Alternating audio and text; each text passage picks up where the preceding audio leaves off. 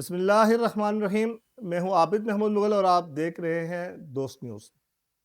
اگر آپ جائیداد صرف قیمت بڑھنے کے لیے نہیں بلکہ ماہانہ آمدن کے لیے خریدنا چاہتے ہیں تو آپ کو کرائے کی آمدن سمجھنا بہت ضروری ہے۔ بہت سے لوگ اپارٹمنٹ یا کمرشل یونٹ خریدتے وقت صرف یہ سن کر خوش ہو جاتے ہیں کہ اس کا اچھا کرایہ آ جائے گا، لیکن اصل سوال یہ ہے کتنا کرایہ، کتنے عرصے تک، اور اخراجات نکالنے کے بعد اصل پروفٹ یا منافع کتنا بچے گا۔ کرائے کی آمدن سمجھنے کے لیے 3 بنیادی چیزیں دیکھنی پڑتی ہیں۔ پہلی چیز ہے کل لاگت، یعنی خریداری کی قیمت، ٹرانسفر کے اخراجات، ٹیکس، مینٹیننس، فرنیچر، دیکھ بھال، اور اپارٹمنٹ ہے تو سروس چارجز کیا ہیں۔ دوسری چیز ہے متوقع کرایہ کہ ایکسپیکٹڈ آپ کا رینٹ کتنا ہوگا۔ اس علاقے میں اسی طرح کی جائیداد کا واقعی کتنا کرایہ مل رہا ہے، صرف اندازہ نہیں، بازار کی حقیقت دیکھنی پڑے گی۔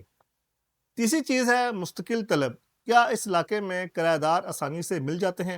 کیا وہاں دفاتر، تعلیمی ادارے، کاروبار، سفارتخانے، سڑکیں یا رہائشی سہولیات موجود ہیں؟ مثال کے طور پر اگر ایک اپارٹمنٹ 1 کروڑ روپے میں لیا گیا ہے اور اس سے ماہانہ 80,000 روپے کرایہ آتا ہے تو بظاہر ہی اچھا لگتا ہے، لیکن اگر دیکھ بھال، خالی رہنے کا وقت، مینٹیننس، سروس چارجز اور ٹیکس نکال دیے جائیں تو اصل منافع مختلف ہو سکتا ہے۔ اس لیے سمجھدار سرمایہ کار صرف کرایہ نہیں پوچھتا، وہ خالص آمدن یعنی نیٹ انکم پوچھتا ہے۔ اپارٹمنٹ میں کرایہ کی آمدن کا انحصار مقام، سہولیات، عمارت کے معیار، پارکنگ، سیکیورٹی، فرنیچر اور رہائشی طلب پر ہے۔